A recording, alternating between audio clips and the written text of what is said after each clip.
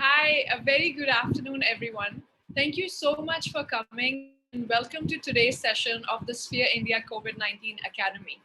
Today is our fifth session dedicated to the World Environment Week and a special session today on the occasion of the World Environment Day.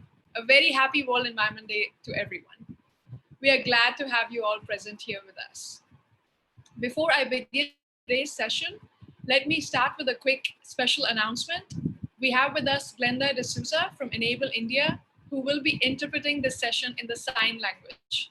And therefore, I humbly request everyone to please turn off your videos if you have not done so already.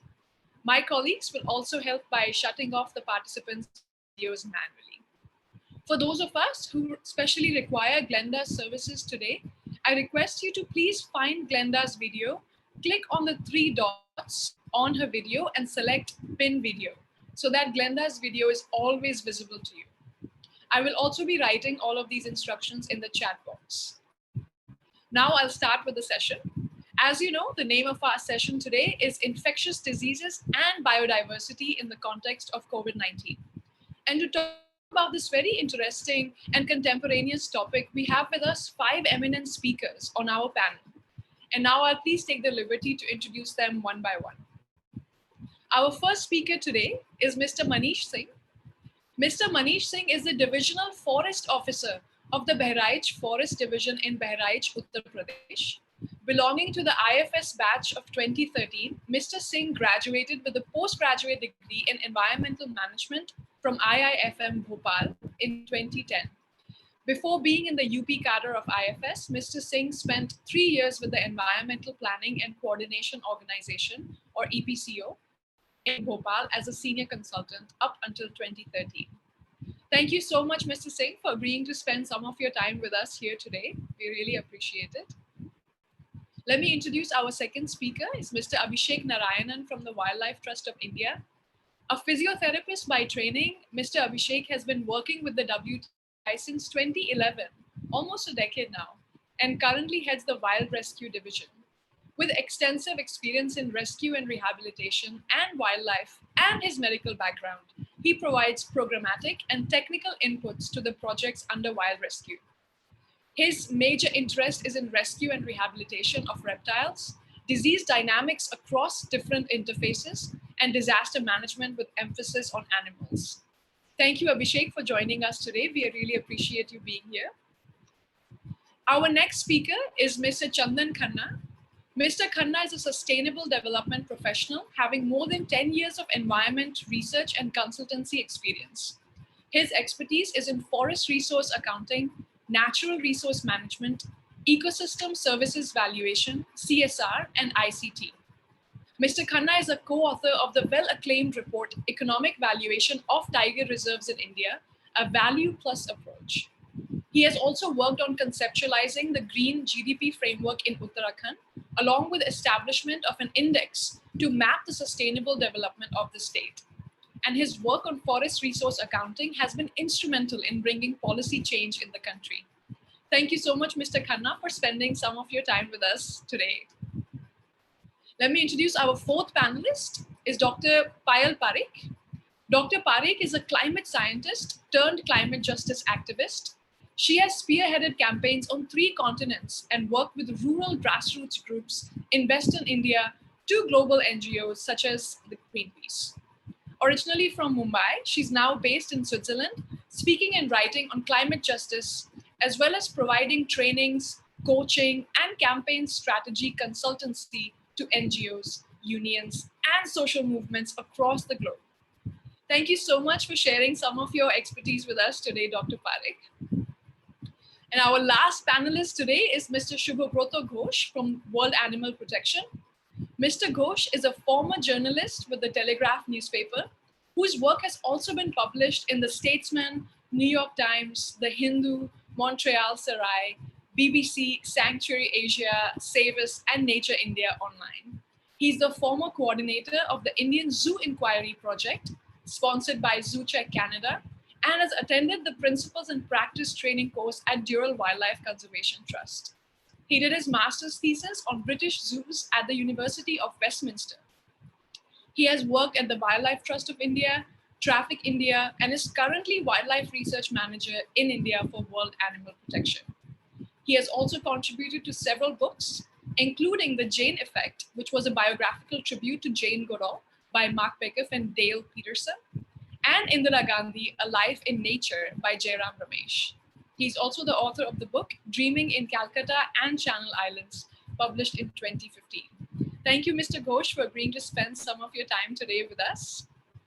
And lastly, our moderator today is Mr. Vikrant Mahajan.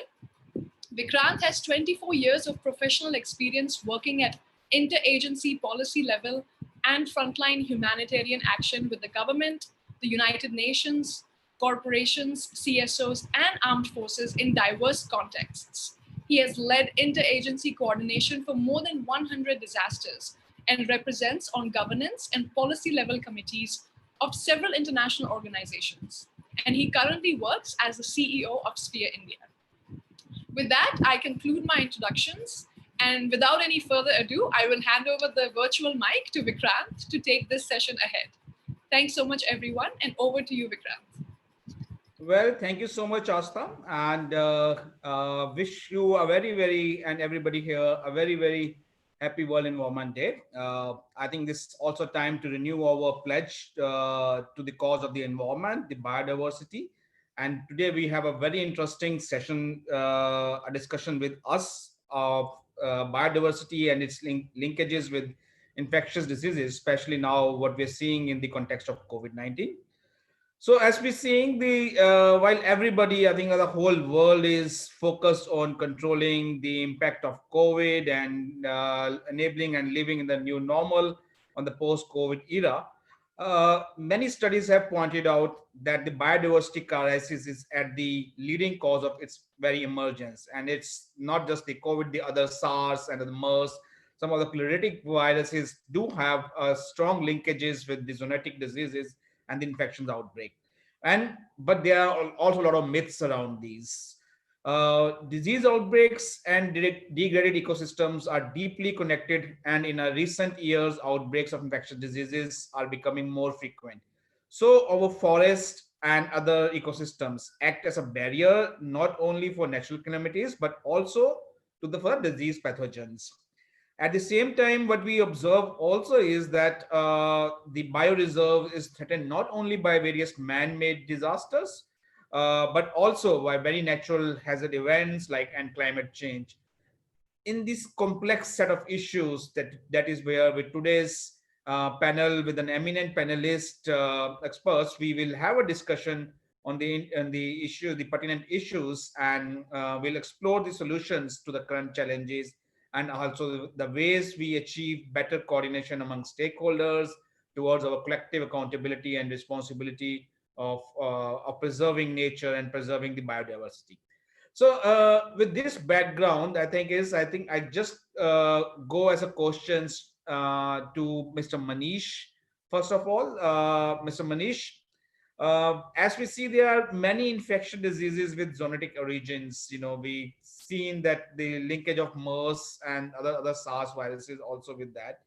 So how do our forests and traditional herbs protect us from diseases and maintain ecological balance? Over to you, Mr. Manish. Good evening, everyone. I hope I'm audible. Yes, sir. Okay. Thank you, Mr. Vikrant, for selecting me as one of the panelists. So the question that we are dealing with on the occasion of the World Environment Day, it's a very relevant topic because since last 6 months, we are seeing that the whole world is facing COVID-19. And the linkages of COVID-19, they are somewhere linked to the wild animals, or wild animals are coming from the forest. So, of course, the source of the problem also provides us the source of the solution also. And since forests, all of us have come from forest. Forest is not something which is, if I can say, which is different from us or which is not linked to us. We all are from the forest, and forest is within us. So any disease, if you see the history of the zoonotic disease, then there have been many diseases in the past, like plague, rabies we are seeing, SARS, MERS, and now COVID-19. So why these diseases are coming? Why every few years new and new diseases coming? So one of the reasons behind these diseases is that we are undergoing a process of evolution. Our universe is is undergoing evolution, our earth is undergoing evolution, and at the same time we as humans also undergoing evolution. So at any particular point of, if I say equilibrium, there are certain sets of, there are certain hello, I'm audible? Yes, sir. Please go Okay, on. okay, there is some electricity issue. So if I was saying that at a particular point of equilibrium, there are certain sets which are constant, and during the process of evolution, when these sets differ or they change, then the new and new diseases come up. Now, if I that the question is how forests are a solution. So the solutions are very simple. They are not very difficult solutions. What has happened over the period of development in last 60, 70 years? There is a clear-cut gap between we as humans, between the human and the forest. Earlier, humans used to live in forest. The products which used to be in forest, they used to consume those products, and everything was coming from the forest. Now, what has happened as our civilization has developed? So we have come out of forest. Initially, started living in villages. Now coming to cities. So there is a clear-cut gap that has developed between forest and human, and the reason behind these kind of problems which we are facing, I mean, I feel that every problem is somewhere linked to environmental issues. Or the reason is these problems are coming up because you see the pollution also was one of the environmental problem. And these diseases also, if I say the COVID-19, the reason COVID-19 came up, that somewhere we as a human started consuming those animals, I mean, which were not there for the consumption. The bats, which are primarily being said ki, they are the reason for COVID-19. So bats, I mean, in our whole history, you see bats were never there for consumption. So one of the reason of our problems is overconsumption, exploitative nature. So there is need of the sustainable consumption, and the solutions are lying in the forest, because the prime product of the forest is, I feel, water. We living in central India or the southern India, if you see, the water comes up. So our life starts from air, water, food. Around these things we, somewhere around these things we go, or we survive. So if we just start following the healthy life, or the life that nature has given us, then I feel there is a possibility that we can of course live a healthy life. And now the question you have said, ki how forest and our natural hubs, they can help in preventing zoonotic diseases.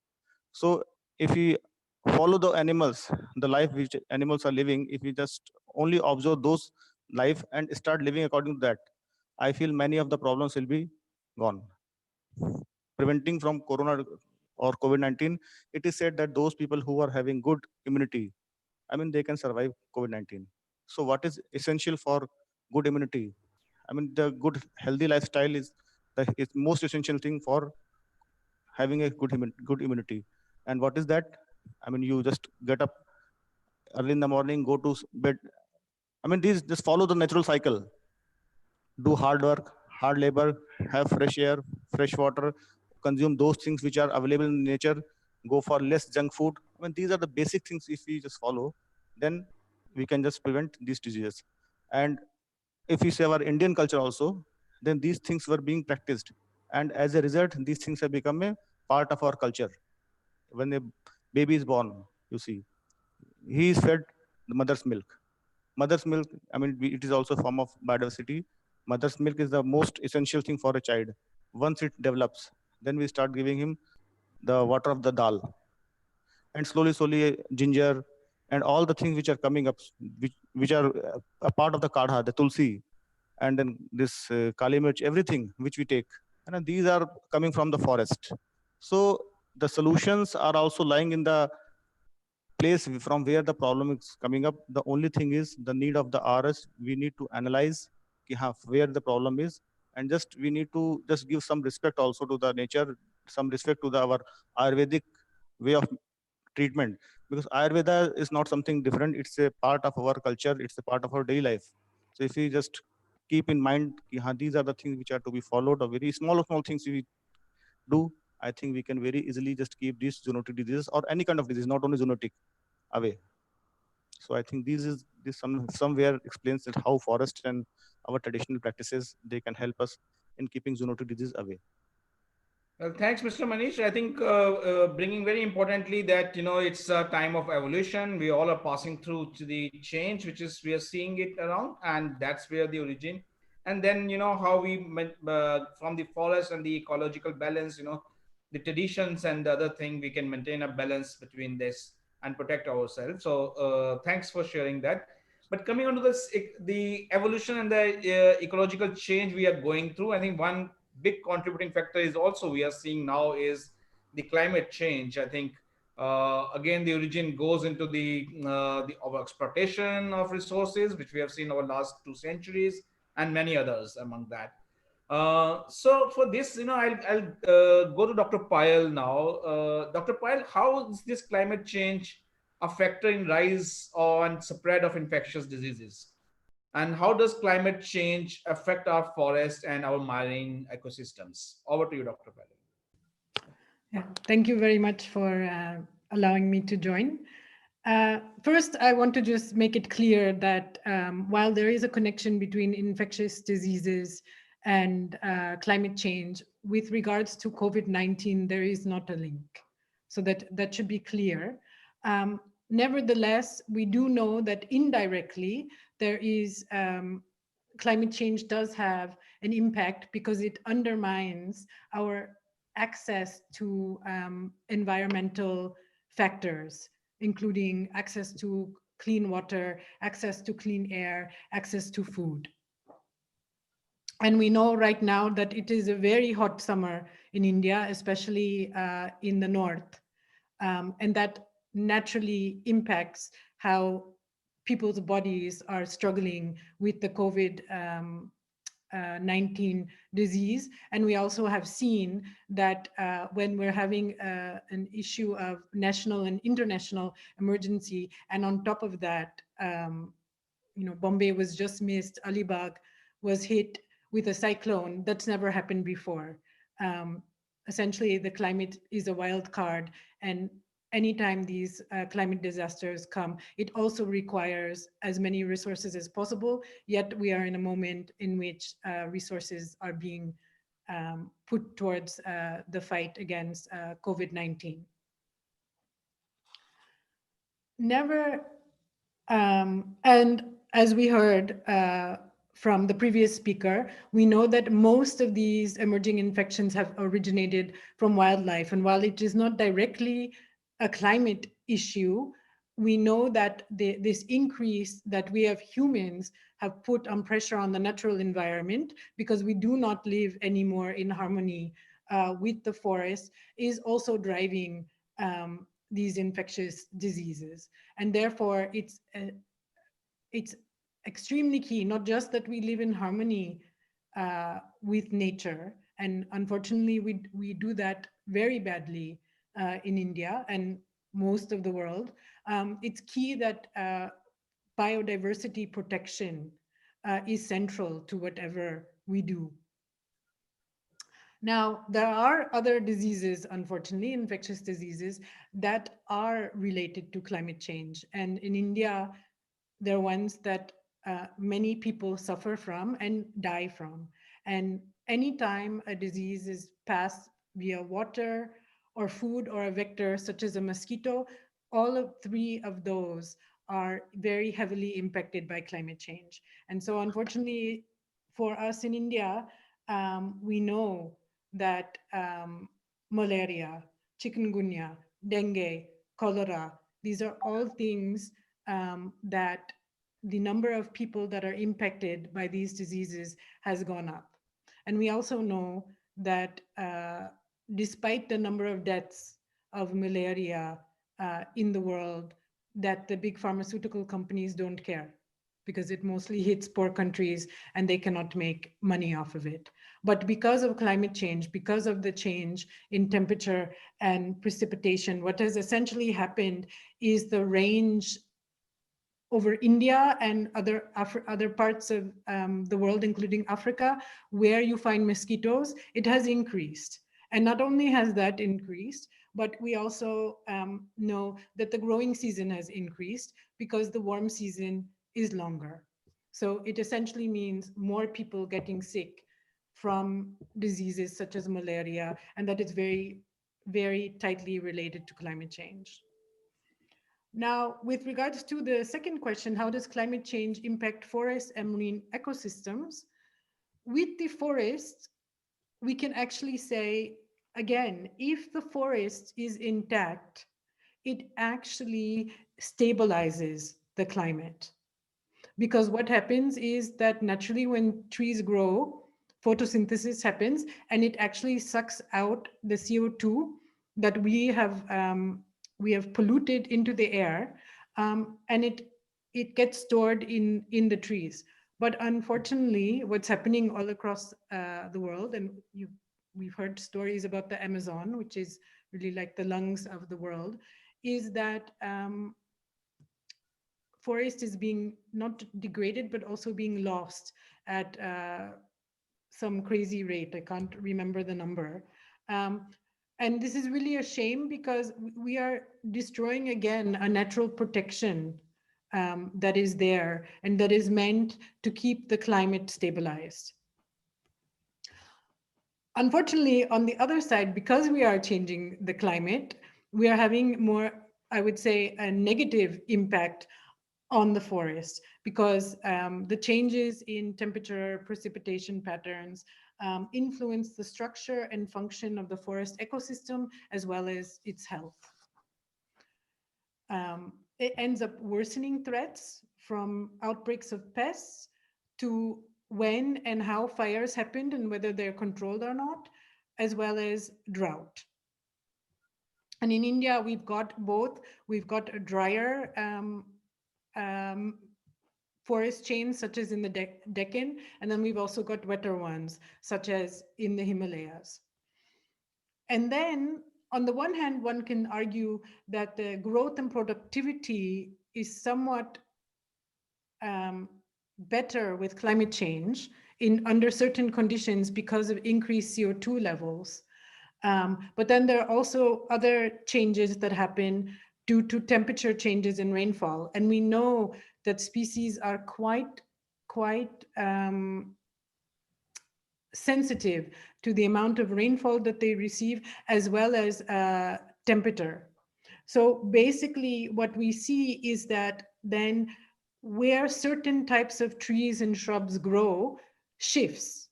But if it's already, but there are places where it can't shift. If there are, you know, if we go to the Himalayas and you're at the top of the mountain already, or top of the mountain, there's not much growing, but at the highest growth areas, they can't go much further north. So what that essentially means is that we get a loss of the biodiversity in the forest. And then finally, the marine ecosystems, which is actually was my specialty when I was a scientist, there are many changes that have happened, but I'm going to focus in the interest of time on three. One is, again, temperature changes. Secondly is acidification, because the ocean absorbs a lot of the CO2 from the atmosphere, but that has actually made the ocean more acidic. And thirdly, the oceans have become stormier. And so what does that mean? It means that there are a number of plants and fish in the ocean that are very, very sensitive to these temperature changes. So again, the zones in which they grow has to shift further north in the northern hemisphere.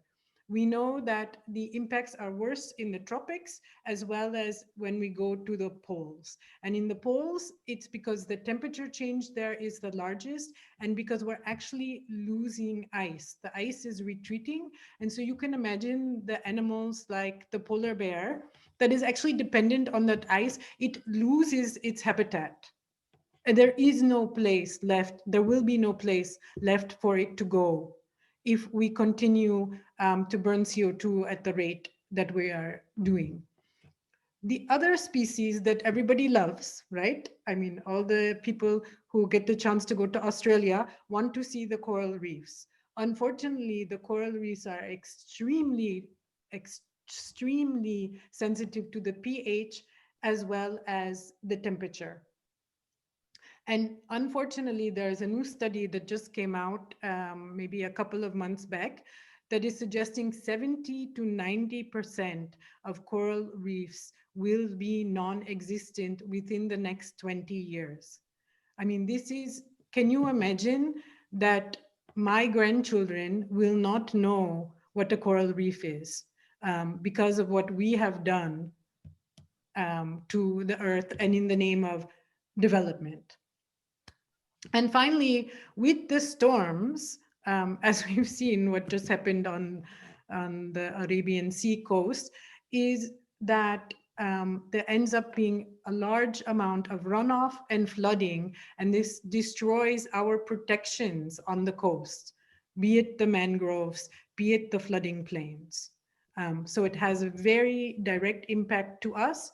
And in terms of the shifting of the zones of where the fish grow, for all of the fisher communities, this has already had an impact and will continue to have an impact in terms of what their catch is and what they are not able to fish out anymore. Thank you. Well, thank you so much, Dr. Payal, for sharing some of the important concerns, and especially some of the alarming things which are happening around. And along with that, also the importance of the bioreserve, how it brings the balance and its own importance. I think we draw a lot of services from this bioreserve. And I will request now Mr. Chandan to share that what kind of services are available from the bioreserves and how can it help in the green recovery. Over to you, Mr. Chandan. Hello everyone, a very happy World Environment Day to all. Thanks Vikrant for having me on this session. So as Manish and Dr. Payal have previously said a lot about how the ecosystems are important for us and how we are not respecting it in the present day. We are kind of ignoring these basic building blocks of our life and just over harvesting them, over exploiting them, which in turn is harming us. So the ecosystem service valuation is a way through which we highlight the value of these ecosystems to policymakers, to common men, for them to understand. Now, all of us understand the value of money. We all talk money. We say we whenever we value something, we value it in terms of money.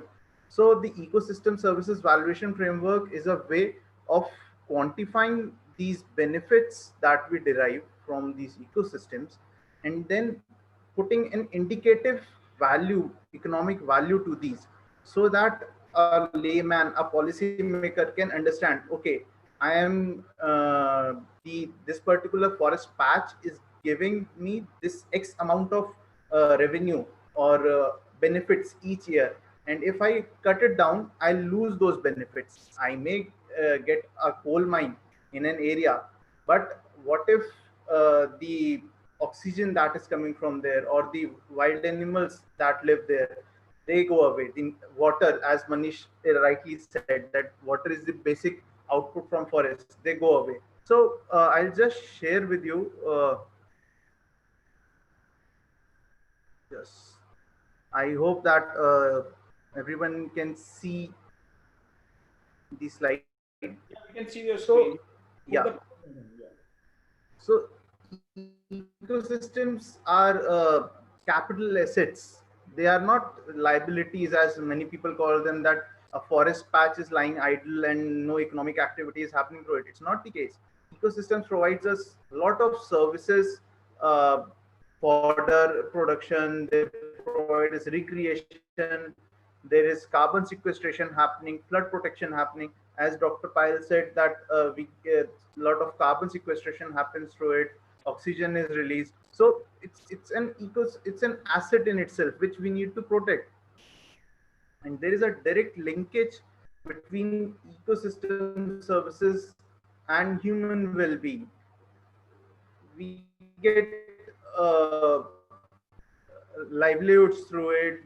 The health, as Manish pointed out, that there is a huge health benefit of conserving forest. But in the present day, we are not realizing it. We are just ignoring it off, and destroying these ecosystems. So I believe that wait,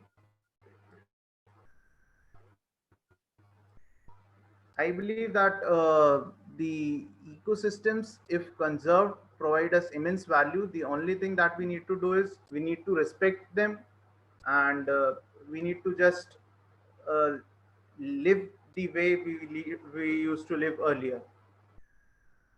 Yes, Vikrant. Hello.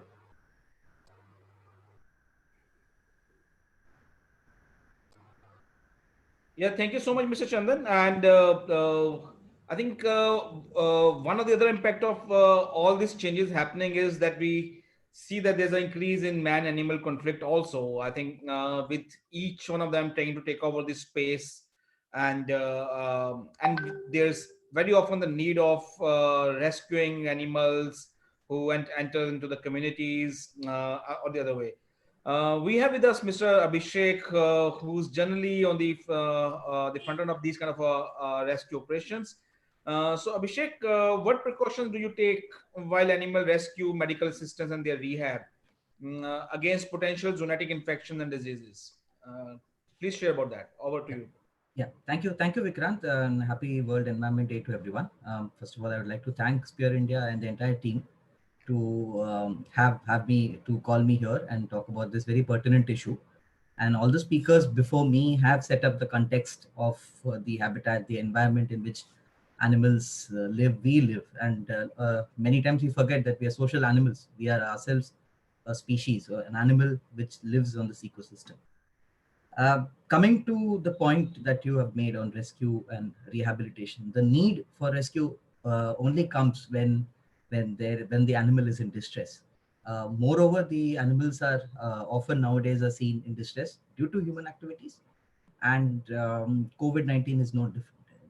We assumed that COVID-19, the lockdown, which started for 21 days and kept extending, would keep the animals happy in their forests, in their habitats, in their lands. But unfortunately, it wasn't the case, because animals were still found in distress due to, as Dr. Payal mentioned, cyclones, um, as due to different man-made activities, different natural activities. And it became a little more difficult for us to handle such situations because of the regulations, because of the social distancing norms, and overall issues with logistics and all. This had to be done because we don't want the disease, which is a huge burden on the community, on the society as such, to spread because of an activity, because of uh, activity which has the right intention but wrong execution. Now, when it comes to precautions, it's on many states, as many would you know, it was considered as an essential activity: veterinary services, animal handling, conflict management, and things like that. So, our team, which went on such cases, did follow regulations with respect to all the nationwide regulations that were there. Additionally, we were actually handling animals, and we have been handling this for the last 20-25 years. And while when people originally thought that an animal is dangerous by its aggression or by its nature, now started considering them as a corona, that this animal can give you corona. Let us be away from this corona. Whether it's a snake, it's a bird, it's a bat that was dying of heat stroke. So these aspects made our work a little difficult.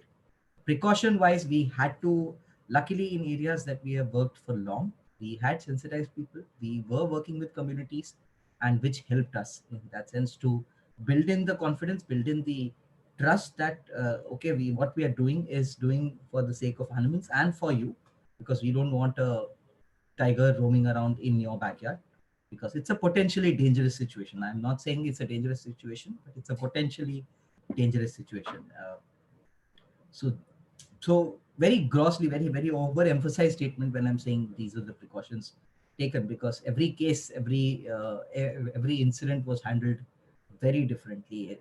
We do a lot of disaster response, as Asta mentioned during my introduction, and in with both the cyclones, the Amphan and recently Nisarga, our teams were on ground. while following social norms, while forming social distancing norms, and yet had to go and help people as well as animals. Animals, when I say, it was wild, domestic, livestock, companion, pets, etc., etc. COVID has, of course, additionally has brought out a difficulty not just with rescue, with rehabilitation, uh, or the field that I largely work in, but overall wildlife conservation. And I think in the subsequent round that we're going to come, I'll briefly talk about that as well. But the precautions of being cautious about spending money when there is little less, it now lesser money available to spend because of the ongoing other concomitant issues. This was a management aspect that we had to definitely look at. At the same time, managing animals in under care with luckily our state government, Central Zoo Authority, National Tiger Conservation Authority, Ministry of Environment and Forest had sent out guidelines in time how to manage animals, how to keep animals, how to take care of animals while in this entire context of COVID-19, which was further complicated by the Bronx Zoo tiger incident.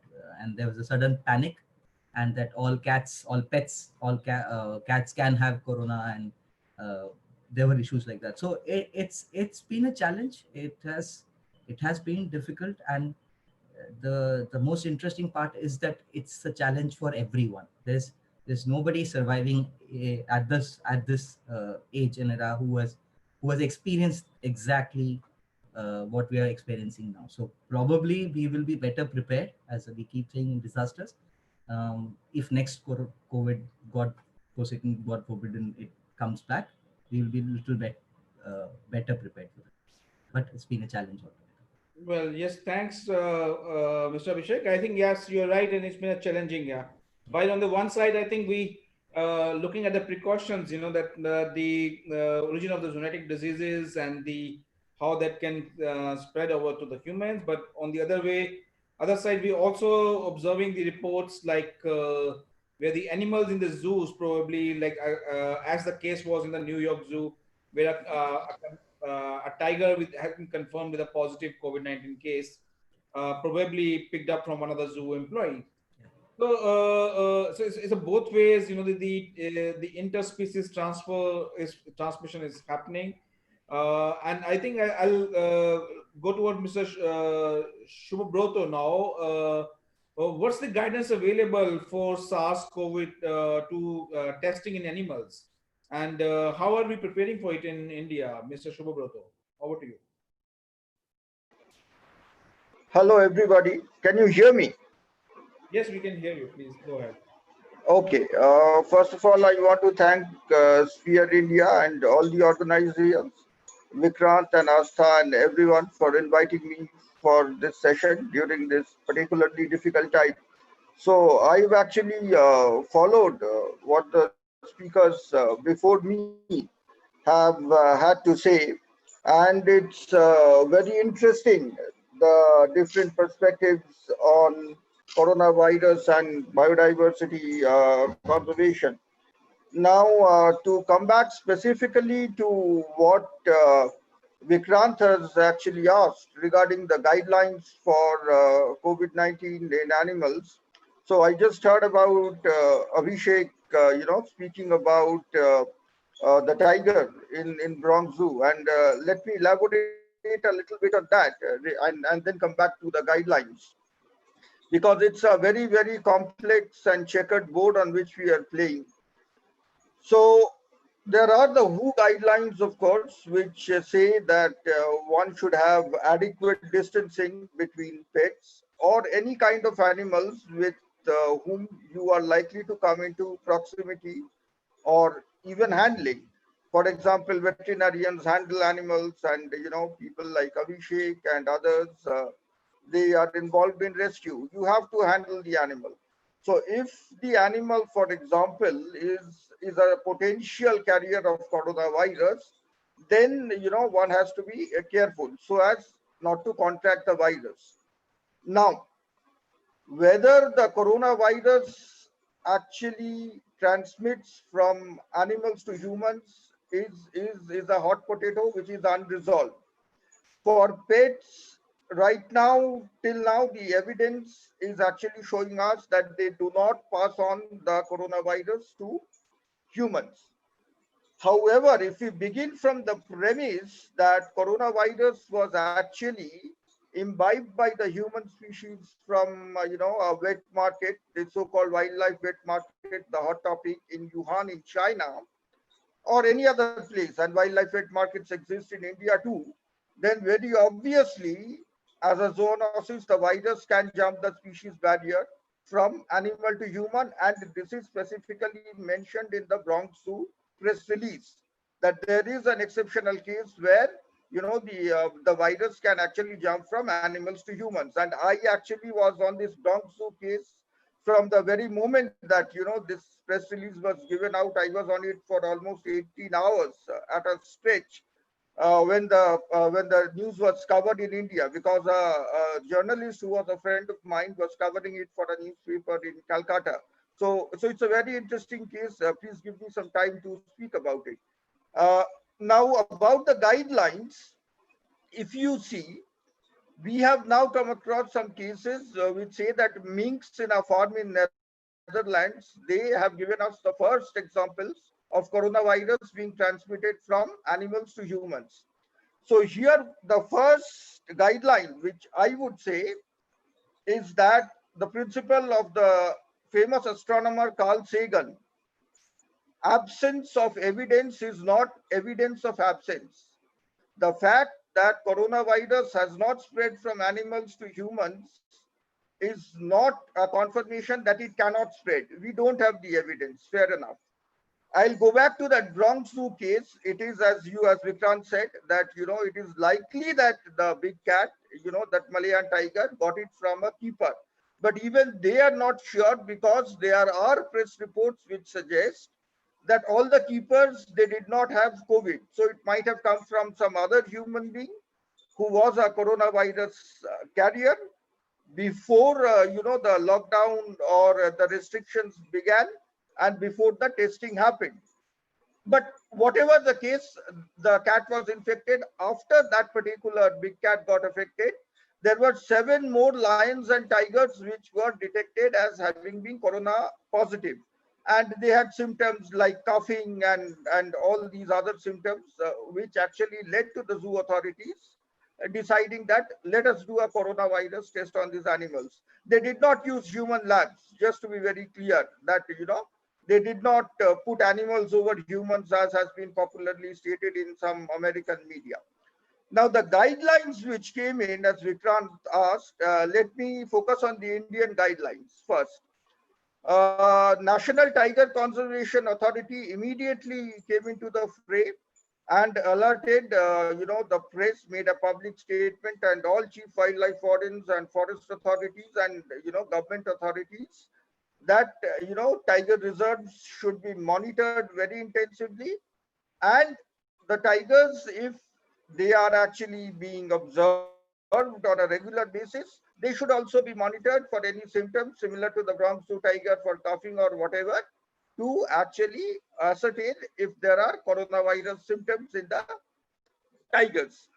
Now, here also I would like to say that when people are working in the tiger reserves, if the humans actually carry the virus, it is very likely also that the virus could actually be passed from humans to the tigers or any other animals, if, once the lockdown is over, or when there is intensive patrolling. So the caution has to be on both sides, monitoring the animals and monitoring the humans. So it's not a case of either or. So the National Tiger Conservation Authority guidelines were actually very quick and very pertinent to address the situation with regards to what happened in Bronx Zoo. Central Zoo Authority also addressed this issue immediately, and I have personally written a commentary on this, both on what NTCA did and what CZA did. It is actually on our website. Today, incidentally, there is a new blog written by me on the occasion of World Environment Day on coronavirus and our relation to wild animals. Now, the Central Zoo Authority guidelines. So they have also said that, animals should be properly monitored. And, if there is testing required, we have to be prepared for testing in, Indian Veterinary Research Institute or wherever. I think Abhishek made a very important point, which I had actually written, and this we have to keep in mind when we are speaking about guidelines, and that is about the public fear of an animal being a potential corona carrier. And let me please quote one such species, which is the pangolin. So, there have been some studies which have suggested that we have actually, been transmitted the virus via bats and pangolins. Now, the strain of the virus, which was apparently, detected in the pangolin, of course, that study has been challenged and refuted. But there was a gentleman, a researcher in Chicago Zoological Society, if I'm not mistaken. It's in my blog, I can pinpoint it.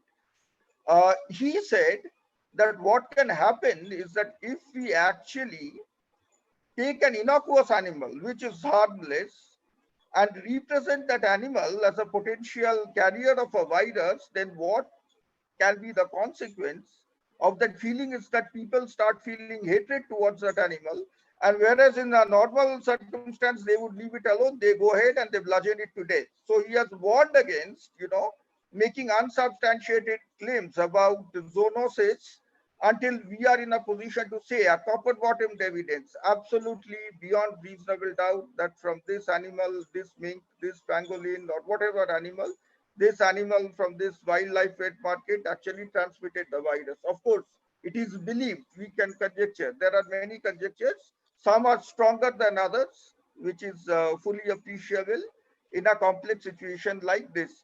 And there is no doubt whatsoever that a wildlife wet market enhances the chances of the zoonosis becoming prevalent and spreading from animals to humans and subsequently from humans to humans. Who has their guidelines on pets, which you can actually see on their website.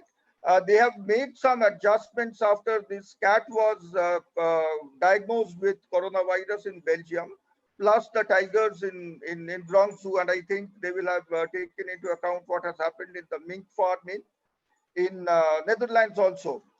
Regarding the zoo animals, the national associations have issued their own guidelines about monitoring animal behavior. And slowly, I believe some zoos are thinking of lifting lockdown restrictions. One has to be very careful, in terms of monitoring public behavior. There are already guidelines in place. These have to be implemented in terms of people, not unnecessarily worrying about an animal as a coronavirus host, and also to monitor the animals so that they get proper medical and veterinary care. Here I have to say, as an offshoot of this entire coronavirus crisis and the pandemic, something very interesting has emerged, and that is the philosophical debate surrounding zoos and keeping animals in captivity. Because many zoos actually have run out of money. In India, we have been very lucky because the government has subsidized. Look at zoos in Europe and look at zoos in North America. They are doddering, especially in Europe, on the brink of extinction. Some are saying that if they do not get enough subsidies, they will have to kill their animals and actually they will go out of business.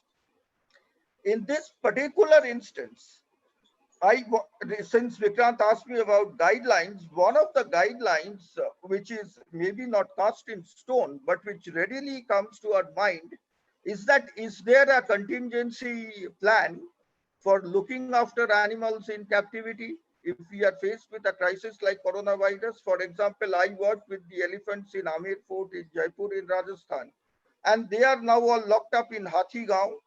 And what has happened is that they are under inadequate conditions, not getting enough food. But the elephant owners, they will also not agree to getting help from NGOs or whoever. So it's a very tricky situation. I mean, regardless of guidelines for elephants, also there are guidelines, as Abhishek will tell you, for maintaining them in captivity. space, food, adequate veterinary care, then the ability to express natural behavior, the ability to also actually remain free from pain and suffering. All these guidelines are already there, but Yes. in a crisis situation, they are not being adhered to. Vikrant, you want to say something? No, no, I think thanks, Mr. Shubhobroto. I think it's been very elaborative and comprehensively you addressed the issue. And yes, and towards the end, you very rightly said that there are guidelines, but not really very well adhered to. And to this, I think I'll like to go toward Mr. Manish again. Can I Uh, just take 2 minutes to wrap up, Vikrant? Just two I'll come minutes. back to you again, Mr. Shubhobroto, towards the another question. You can conclude with that. We're a bit Okay. Will do. also. But then I think to the point that we said the guidelines are there and its implementation is perhaps an issue. Maybe I'd like to know from Mr. Manish that what are the some of the key laws and systems that protect our biodiversity and how it can help in achieving better coordination between government departments or other stakeholders so that we see the better implementation of these guidelines and ensure better coordination and better accountability. Over to you, Mr. Manish.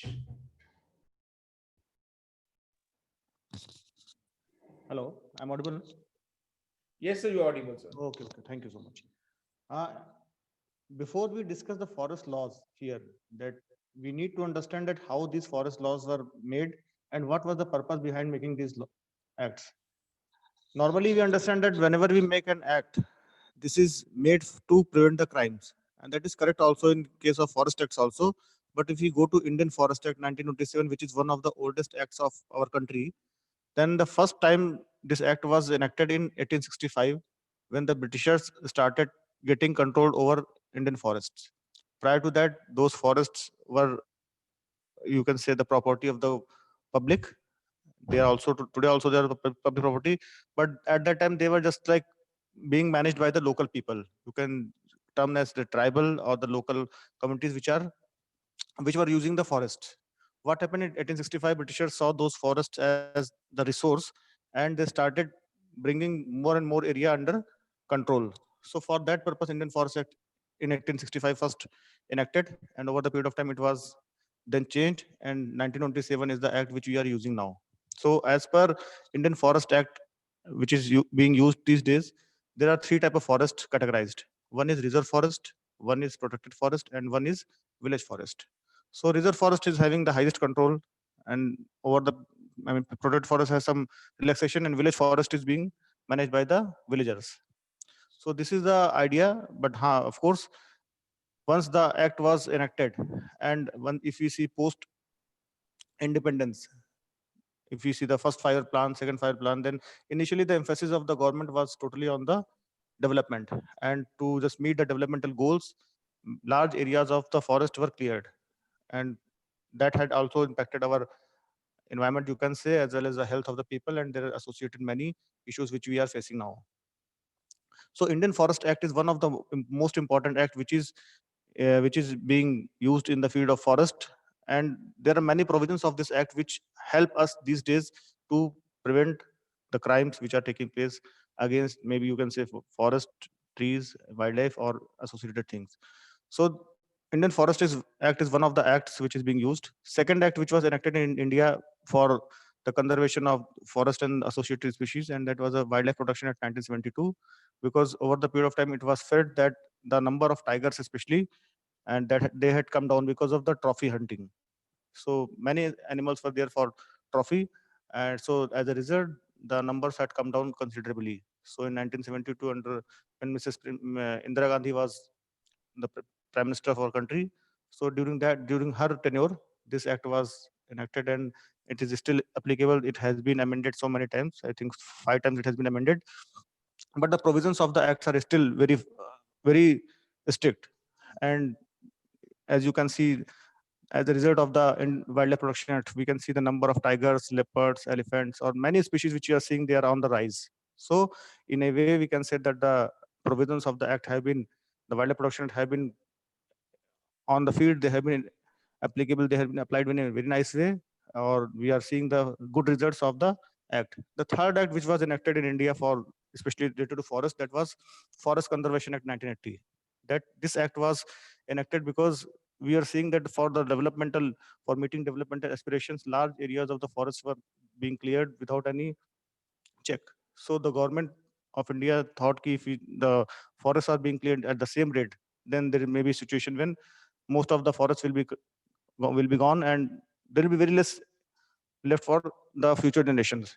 So in 1980, the Forest Conservation Act was enacted, and the major purpose was of this act was to put some, um, not the some, I mean, the whole control was given in the hands of the central government. 1980 Act played this very important role, that where the clearance of the forest was given in the hands of the central government, and no forest can now can be cleared without the consent of the central government. And now you might be also seeing in 1986 Environmental Protection Act also came, where EIA and all these things which we are listening. This is also in a way which is helping us to conserve the wildlife and the forest. After that, we can say that Biodiversity Act came in 2002. The Biodiversity Act, its genesis goes to 1992 Rio Summit, where the Convention on Biological Diversity was signed.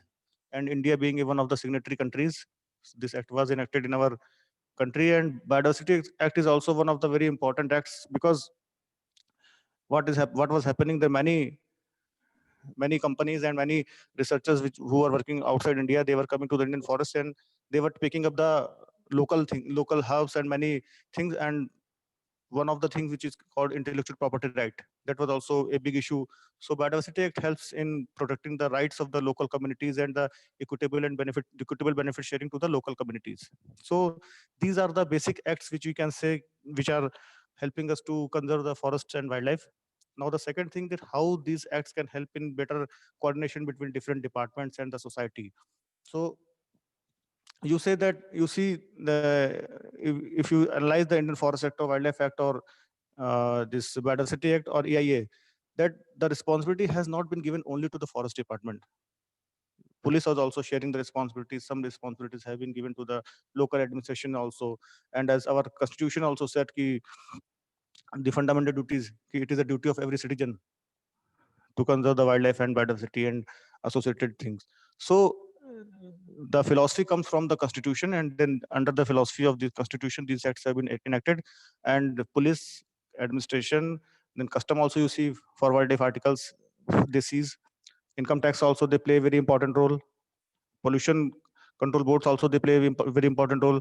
So if you see that many bodies of the government as well as the society, they are coming together to prevent or to just help the biodiversity, or you can say wildlife or forest, to, I mean, to just come in a better shape.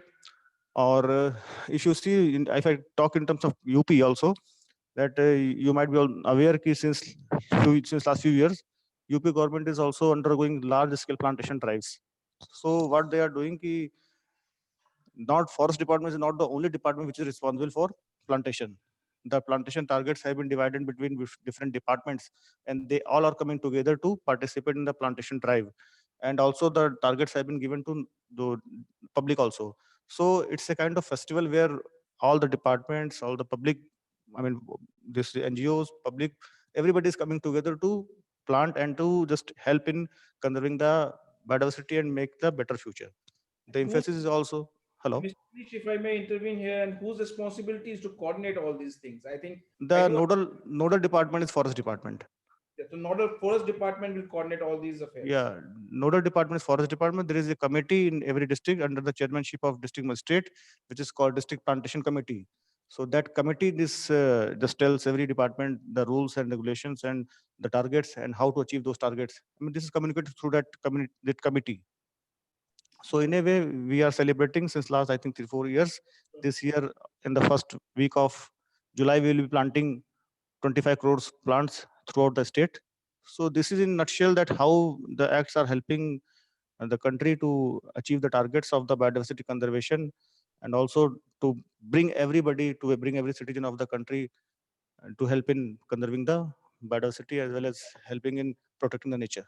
Thank you. Thank you so much, Mr. Manish. I'm sure there is much more to coordinate than just the plantation, but I think you did help us with the laws and where do the coordination happens and what are the issues around that. Thanks for that. I think I we also find there are many natural geoclimatic hazards like cyclones and floods that impact the biodiversity. We see that how I think the floods in the Assam Valley, gets into many get the news about the wildlife getting affected by that, and but also we see this recent cyclone Amphan, how it would have affected a large amount of mangroves. Very often, while these disasters, we have the assessment of the humanitarian impact of it, that where the loss to the humanitarian. It's really that we come across the assessment on the ecological impact or ecological disaster part of which there is. So I like to ask Dr. Parel about this.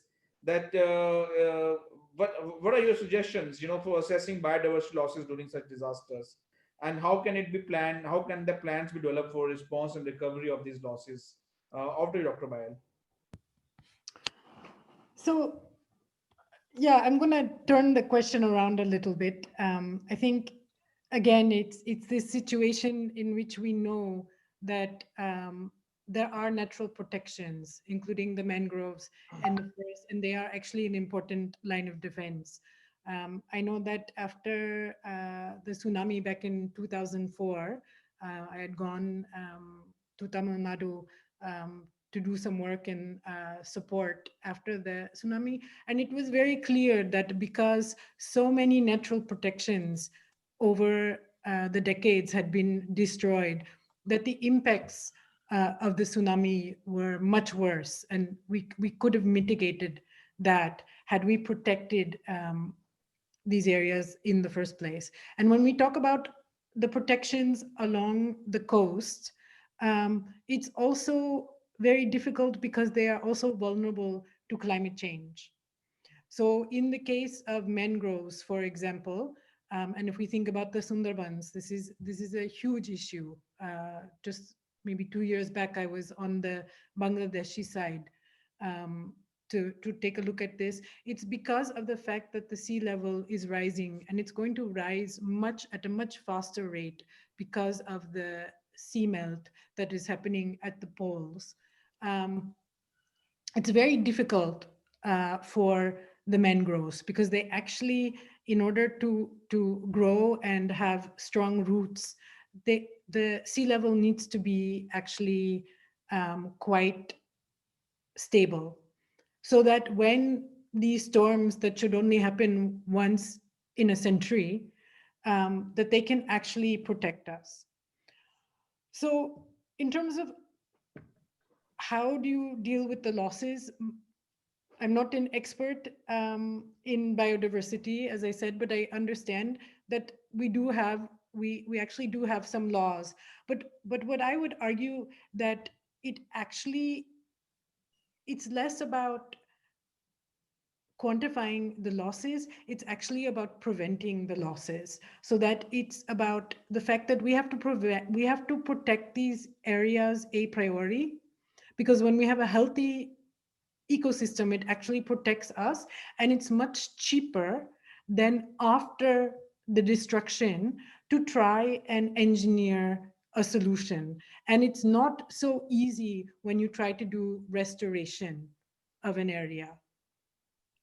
And that's why I think the focus has to be much more on disaster risk reduction, and that the governmental agencies actually realize we must be prepared before the disaster hits and have a plan in place beforehand. And that essentially that our disaster preparedness strategy has to be about using natural barriers. And of course, then we'll have to be something around engineering solutions. And there's also needs to be the regulations that protect these areas. And we know that, as Mr. Manish said, a long time in India, that it was actually the Adivasis that were protecting these. And now they're often viewed as a problem, as opposed to a part of the solution. So I think it's actually preventing the losses and ensuring that those laws that exist on disaster preparedness, that we actually follow through on them, we strengthen them, and that and we get away from having to measure the losses and try to restore ecosystems, which is very difficult to do. Yeah, yes, Dr. Payal, I do understand that part of it. It's more about disaster risk reduction and making the investment prior to the disaster. And maybe I think, Mr. Chandan, what do you see from your experience of this valuation of Sundarbans? What are the key highlights of that? And how can it help in addressing the DRR strategies so that, we see that we are able to preserve the natural barriers and reduce disaster risk, and perhaps have a better coordination among the stakeholders to achieve this collective accountability. Can you take us through this, Mr. Chandan? Yeah, just a second.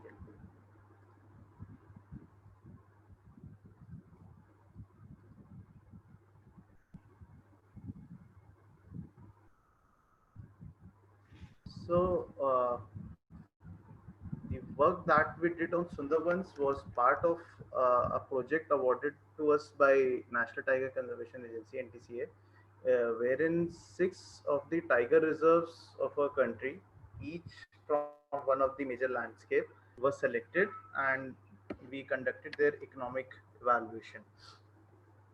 So, going through the ecosystem services that are there, so each particular forest is unique in itself.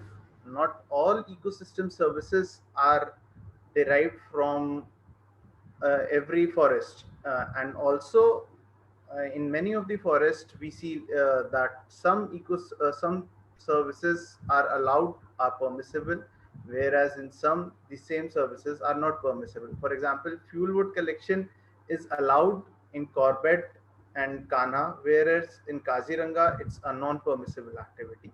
So we did a whole list of 25 ecosystem services. We identified which all ecosystem services are there, which are legally permissible, and we can quantify them. Some of the services we did a qualitative quantification. So, for example, if we see in this list, the last one, this is Sundarban Tiger Reserves. So, for Sundarban Tiger Reserves, the forest provide employment generation. Fishing is a major activity that happens over there. Then a lot of honey is harvested, the non-wood forest produce. Gene pool protection is a major service that is provided by Sundarbans. Then carbon sequestration, nutrient recycling, then moderation of extreme events, something which Dr. Payal just mentioned, is a very major activity which Sundarbans provide. It, even in the present cyclone that happened, it was such a strong cyclone, but the whole city of Kolkata was saved by the mangroves of Sundarbans. And then we have habitat refugia, cultural heritage, gas regulation, and waste assimilation. Now, there is this very interesting relation between the waste assimilation and the moderation of extreme events. Now, the city of Kolkata is not having a single sewage treatment plant. This is in the year 2015 when we did this study. The whole of sewage from Kolkata and the downstream cities flows to Sundarbans, and Sundarban is handling all of it, and no money is being paid to Sundarbans. And still, when waste is being thrown to Sundarbans, how Sundarban is helping Kolkata? It is helping it by stopping all these big storms that are coming in. So even though Sundarbans is not Kolkata is not respecting Sundarbans, the Sundarban is still controlling all these disastrous events that are moving towards Kolkata.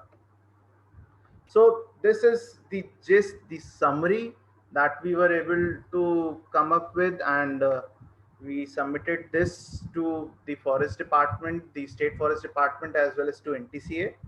So in 2015, as per our study, the total stock of various goods and services of Sundarbans was 655.8 billion rupees, and almost 12.8 billion rupees worth of services were being provided on an annual basis. So these are the services which we quantified. Then there are tangible and intangible benefits. So like fuel wood is a tangible benefit, honey is a tangible benefit, whereas the benefit from Kolkata, the waste assimilation, it's not being provided. The market transaction is not happening for it. Sundarban is not being paid anything for it. So that was accounted in intangible benefits. So 87% of the benefits are intangible in nature. No money is being paid to Sundarbans by the beneficiaries of it. Similarly, when we see the major ecosystem services, so the nursery function, which means the fish that come to the mangroves and pond, the whole of mm, the fish production is dependent on Sundarbans for it. Then the waste assimilation, and so we come to the flow benefits per hectare. So each hectare of Sundarban is providing at least 50,000 worth of flow benefits to the global economy. And the last one parameter that we had was flow benefits as a ratio of management cost. So if the government is investing 1 rupee in the management of Sundarbans, it is getting back 530 rupees worth of benefits from Sundarbans. Now, I'll just like to make a caveat over here that all these values that are there, they are indicative values. They are not market values. These values were not derived so that somebody can come and say that, okay, I'm ready to pay this much money, you give me Sundarbans. No, all these values were derived so as to highlight the value of Sundarbans and other forests to the policymakers, to the local public, that see, the forests are providing us so much value. Don't treat it as ki theek hai, khali, like the land is lying fallow and it's not of any use. Let's build a harbor over there, or like what is happening in Navi Mumbai, let's build an airport. If you build the airport, you will be losing some worth of services. There is going to be a trade-off. So in order to highlight that trade-off, we did this ecosystem services framework, and it in many of the tiger reserve, this was very helpful in preventing the modern development works coming inside the core areas and the buffer areas. So this is how we can use the ecosystem services framework to highlight the importance of the natural resource that we have, and accordingly convince policymakers to say that, see, the resource is of so much economic importance. It's impacting it, it's positively impacting so many people, so many beneficiaries are there at various levels: global level, local level, national level. And so we need to conserve, we don't need to divert it. Similarly, if we see in the COVID scenario, the forest also provide the bioresource pool that is there. These viruses are not coming out of the forest on their own. They are there concealed. So it's like the forests are concealing them, not allowing them to move out.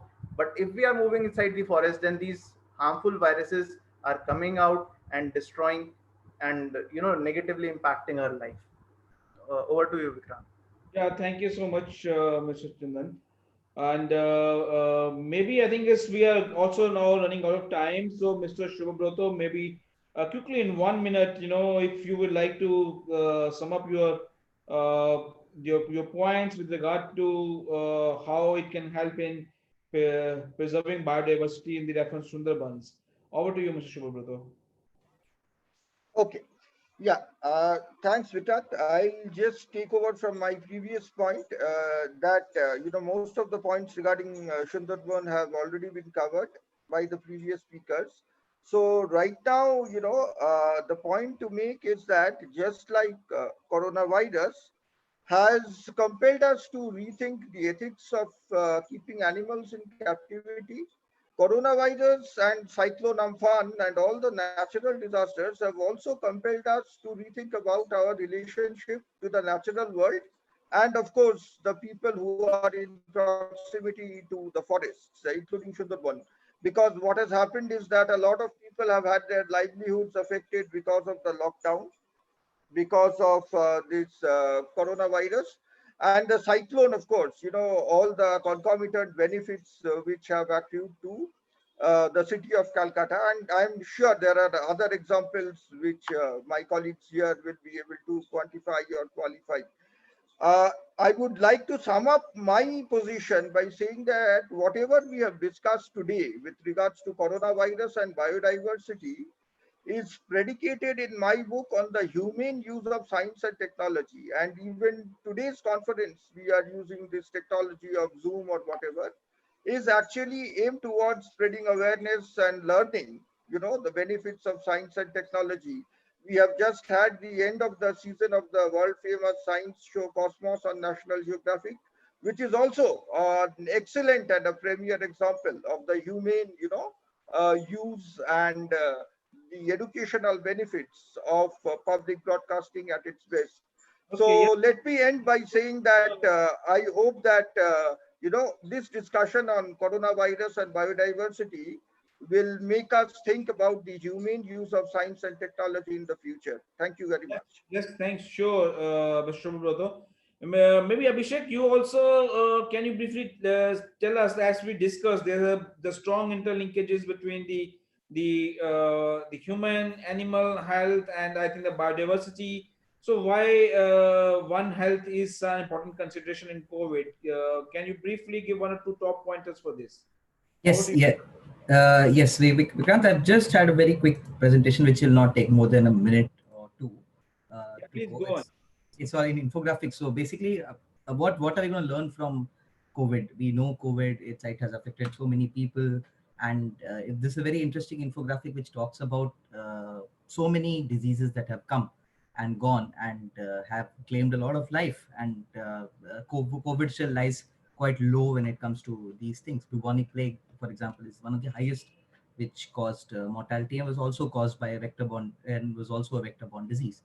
And with respect to One Health, what One Health aims at, or what we are talking here, or the aim of this sort of a session is that a collaborative approach, a healthy people, healthy environment, healthy animal approach to the ecosystem. And Chandan has talked about ecosystem services, and to preserve those ecosystem services, all these three things have to work in together. We cannot afford to keep veterinary science, medical science, environmental sciences as separate things, and we really need to think it together, because all three are interconnected. And this is not a new concept. Hippocrates himself had said that a healthy animal, healthy ecosystem is a healthy man. And why One Health is important? Emerging infectious diseases is something COVID is. It's an emerging infectious disease, and 3 out of 5 emerging infectious diseases every year are zoonotic in origin. That is, their origin lies somewhere in the animals. When I say that, I'm not saying that animals are responsible for these diseases, as I'll come a little ahead. So hence it's important that One Health is a collaborative, communicative, and coordinating approach. And it's very important, especially when we are talking about things like COVID. Emerging infectious disease is relevant to public health, is relevant to wildlife health, and is definitely related to ecosystem health. And it is increasing. The threat is increasing because we are able to travel. We all know that how COVID spread started from China. When the first records were coming up from Wuhan in India or other places, we were not worried. It was like, it's happening in China. Okay, well, will it reach India? Will it not reach India? And then we all know what happened. And it was largely because of the ability for humans to travel and effectively move the viruses across the borders. Of course, zoonotic diseases, when you go about, there are a lot of things. There are the famous ones like rabies, SARS, MERS, and there are lesser knowns. Even worm loads with pets and stuff are featured as zoonotics. HIV used to be considered was considered as a zoonotic origin from a immunodeficiency virus, which changed and mutated in humans. Ebola is also a very famous, well-known zoonotic disease that is still in the system. When I come to, I like to show these photos, two plants, and there's something common in both. The common feature is the back. The left one is an agave tequilana, which is a plant which gives us the tequila, and the right is of course banana, which is one of the fruits that the bats and flying foxes like to eat in the southern India, which also led to the idea of Nipah virus, and the Nipah virus outbreak happened. And what I want to emphasize here is the enabling factors, is the facilitating factors. As Chandan said, that forests conceal these viruses, and when we destroy forests, when we encroach forests, when we thin out the line between the forest and humans, these enabling factors, these natural immunities that the animals have, is lost, and the diseases are spilled over to humans. And this is what we're going to say. Habitat fragmentation is one of the major um, enabling factor, which crosses all the boundaries, which makes animals close to us, also necessitating rescue, rehabilitation, and things like that. There are many other diseases, KFT, Kianasur forest disease, which is lesser known and people don't know,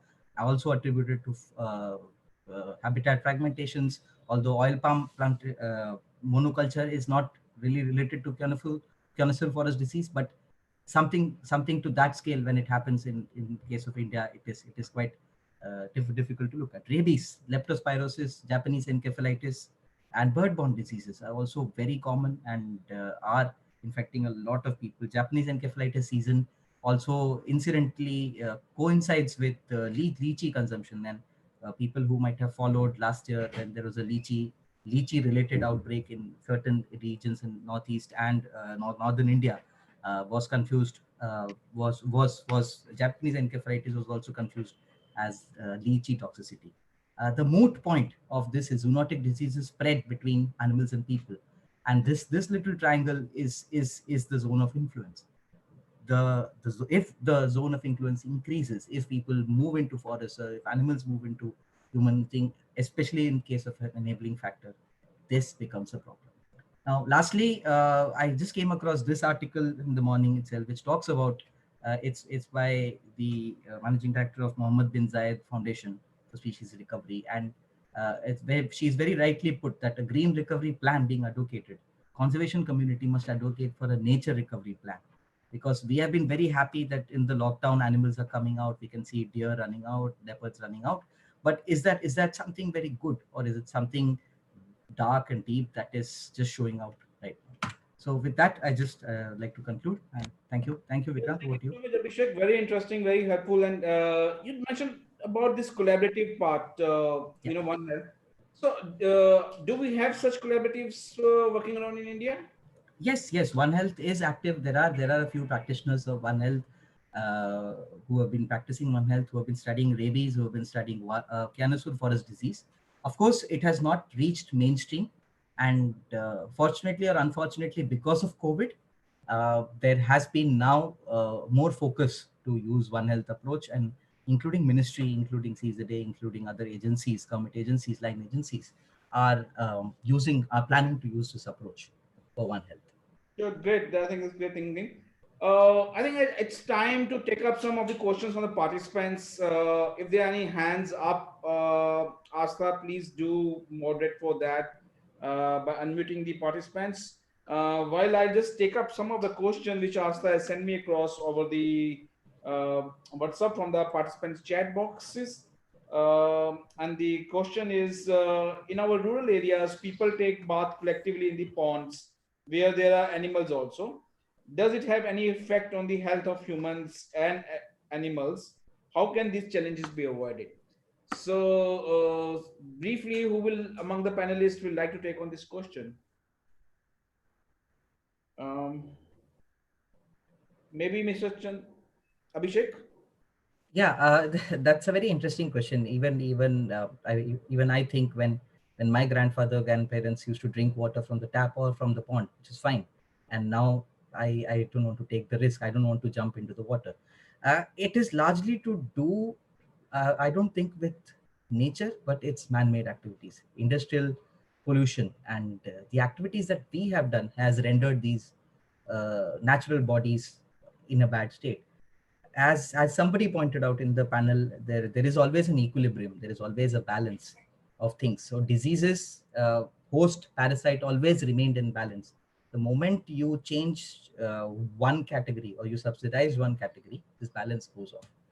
So yes, now nobody would recommend taking a bath in a pond of water, because it's more likely to be laden with heavy metals, with pesticides, with other chemicals, but and of course foodborne diseases. That's also because of human-related activities. Sure. Thanks, Abhishek. And the another question is about what is the interplay between economic and environmental policies of the country. So maybe, Mr. Chandan, will you like to talk about this? Yeah. So, see, the environmental policy and economic valuation currently are not directly linked. We did some projects for the MOEF where we have tried to give them a framework on how to charge NPV when forests are diverted for non-forest uses. And also we have submitted, we did a study for 14th Finance Commission where the money that is to be distributed to states, the formula was based on high conservation value of forest. So the environmental policy in the state still needs to get connected with the economic valuation framework, but the ecosystem services framework is being incorporated by the forest department. Now if we see the working plans that each forest division has, earlier they used to have just the logging activities that are there and other NTFP activities at some places, but now all working plans are to incorporate a chapter on ecosystem services framework that particular forest division is going to take to enhance the ecosystem services flow from their area. Manish would be able to add better on it. He's from the forest cadre, but this is as far as I know. Yes, Manish, and maybe I'll just add another question to you for this. Is the question from the participants is that how the efficacy of institutional policies for protection of nature and biodiversity be enhanced? So maybe you can sum up both the questions, Manish. Over to you.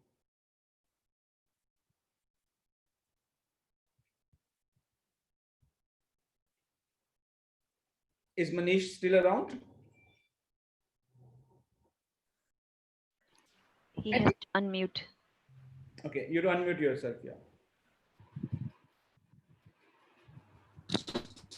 Hello. Hello. Yes, Mr. Manish. Hello. Am I audible? Yes, yes, you are audible. There is some network issue, I think. Please. I couldn't get the question. Okay. The question is about, what do you think, how the efficacy of institutional policy, protection of nature and biodiversity can be enhanced? Hello. Hello. Yeah, can you hear it, Manish? Voice is not coming clearly. Okay, Hello. so maybe somebody else, Dr. Payal, will you like to say something?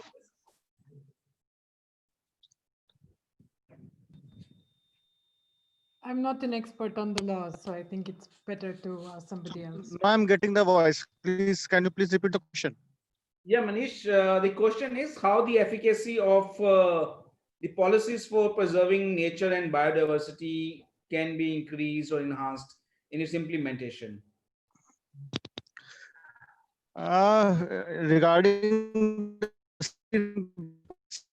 start from yourself. If you start from ourselves, we will not practice those things which are impacting, having a negative impact on the nature or the biodiversity or the wildlife. So I think that is a best thing, and that gives a message to the government also, or they are neglecting or they are not accepting, not promoting those things which are having a negative impact on the forest. So I think it starts from the people, And for government also, like we are living in a democratic system. So the government, so they like to know the feelings of the public. So there is a need to create more and more awareness among people, and I feel that we are having enough. I mean, not enough, but we are having good chance. We need to practice those things. So Yeah, this is the way I think in which we. Hello. Manish, I agree with you. Perhaps I think what Abhishek was also talking about a larger collaborative to work on all these issues as a one health and a one whole of a society approach. Perhaps that's what you also referring to. So maybe I think Yes. my last question would be maybe for to all of you, all the panelists, maybe briefly, if you all can give one top recommendation for a specific stakeholder as a panelist, that what how can we achieve better coordination between these stakeholders, and how can we have better accountability or build a collaborative. So one recommendation each of you, please. Over to you. Maybe to begin with, Dr. Payal, something which you like to say.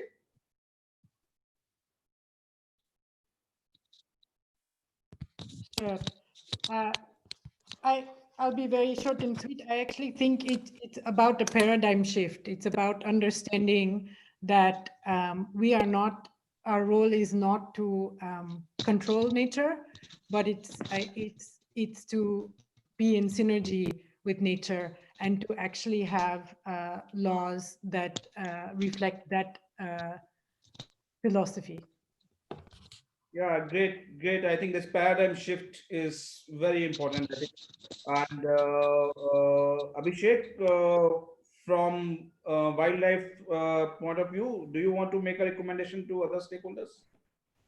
Absolutely. I think one of the things that I said is communicate. I think communication is an extremely important thing. It has been exemplified in case of COVID that, as many of you would know, that the doubling rate of scientific papers coming out on COVID has increased. Has sorry, has I mean the number of papers that are coming out on COVID studies has increased tremendously. That it's phenomenal because people are communicating their science, and one somebody's science is can benefit me. So if we communicate, if we just start picking up the phone and speaking to each other and collaborating and sharing our insights and sharing our information and asking for their insights and information, I think it's going to make a huge difference in whatever we do. Yeah, thank you so much, Abhishek. And Chandan, I see your work with these CSOs and the corporate, I think CSR also in your profile. So, will you like to make some recommendation toward the CSR and the CSOs? So yeah, what I like to suggest is that, see, when we are working, we have to align our agendas with the agendas of funders or the corporate entities, even with even for the government. We need to talk with them on the things that they understand. Like in the ecosystem services valuation that we did, we put the value of trees in terms of money so that people can understand and not divert things. Similarly, when we do CSR, we need to talk the language. As Abhishek said, we need to communicate, but communicate in the language in which the people, the person on the other side listens to us and accepts our point of view. So we need to just tweak the words, tweak the things in such a way, present it in such a way that we are able to communicate our point. Yeah, and I see that, and I think I think it's my personal view that your efforts towards, valuation or putting the quantified value or in money terms is something maybe which can better communicate with some of the profit making or corporates entities as part of their social responsibility. Yeah. Shubhobroto, I see from your experience with World Animal Protection and others. So, do you also want to make a suggestion towards government or maybe UN and other such bodies, multilateral bodies? Yes, what I would like to say is that what coronavirus has shown us is that there is a chance of non-governmental organizations working cooperatively with governmental organizations despite our differences. So we can disagree on any number of issues, but if there is a crisis at hand, then we can all, everybody, pitch in together and address the issue at hand. That is what I would like to say. Thank you. Yes, I think that's one good takeaway from this crisis has been that the way the government has warmed up to working together with the civil society organizations, and that's perhaps is where in future maybe the optimism is lies in building up a larger collaborative. Mr. Manish, do you also want to, though you have made a point towards awareness of people and other activities, but also as being the department which is directly responsible for this coordination, do you want to say one in the last few words for the various stakeholders? Maybe your expectations from their side. Over to you.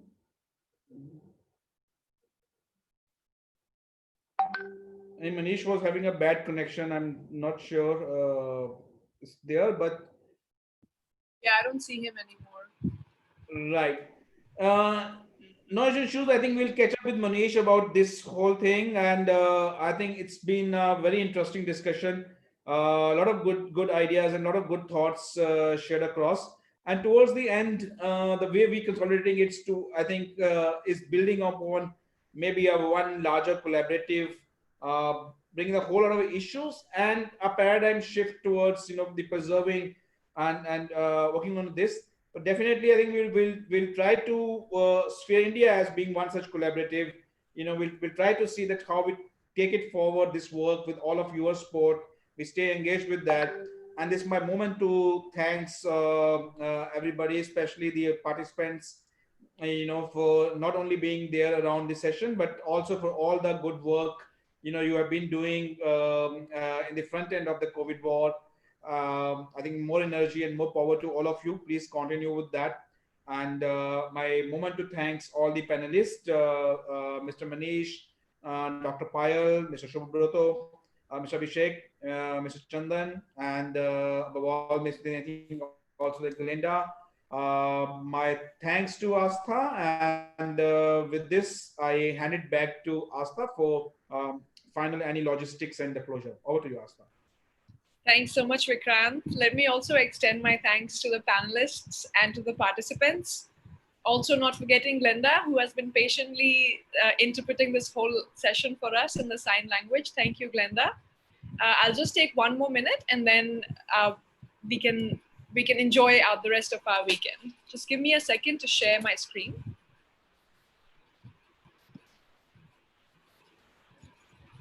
Great, here we go. I hope everyone can see my screen now. Just a few administrative announcements. Number one, that you will receive a certificate of participation if you have been a participant in this session today. Please visit our website, the name of which is www.sphereindiacovid19academy.org, or the URL, and you will be able to see this course, and next to the name of this course, you will see the button which says certificate. Please click that button. You will be asked to enter your email, and then you will be able to download your certificate. Secondly, some of you were also asking about the presentations that we saw today, the small ones. We will be uploading them on our website as well, the same website. Another quick reminder about our session tomorrow. We have a session for an hour tomorrow at 4 p.m., which is on continuum of care for COVID-19. I think this is actually patients, so my bad, it's not persons. So for COVID-19 patients, so how do we care for them? And lastly, if you have any questions, feedback, suggestions for us, you can see our email ID. It's covid19academy@sphereindia.org.in. Please feel free to write in to us, and we'll try and get back to you ASAP. Thanks, everyone. A very happy World Environment Day to everyone. And this is me bidding adieu to all of you. Good evening.